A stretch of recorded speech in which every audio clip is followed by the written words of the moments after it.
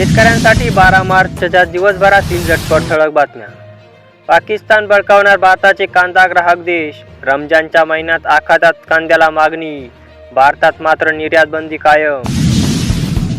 मका संशोधनाला केंद्राचा बूस्टर. संशोधन आणि प्रचारासाठी सरकारकडून 25 कोटींची तरतूद. कर्ज घ्या फक्त 10 मिनिटात. किसान क्रेडिट कार्ड देशातील 2 जिल्ह्यांमध्ये प्रयोग, बीडचा समावेश. सोयाबीन हमीभावासाठी खरेदी अंतर्गत शेतकऱ्यांची थट्टा. 7 दिवस नोंदी व 3च दिवस झाली खरेदी. किसान क्रेडिट कार्ड केवळ 10 मिनिटात शेतकऱ्याला मिळणार 1.5 लाखांचे कर्ज. केंद्र सरकारची नवी योजना जारी. उत्तर प्रदेशात बसला आग लागल्याने 5 जणांच्या जागीच कोळसा. मोफत वीज योजनेची अंमलबजावणी करा. फडणवीस रूट ऑफ सोलर योजनेसाठी 48,000 रुपयांचे अनुदान. महाराष्ट्र दिनापासून बालकांच्या नावात जन्मता आईचे नाव.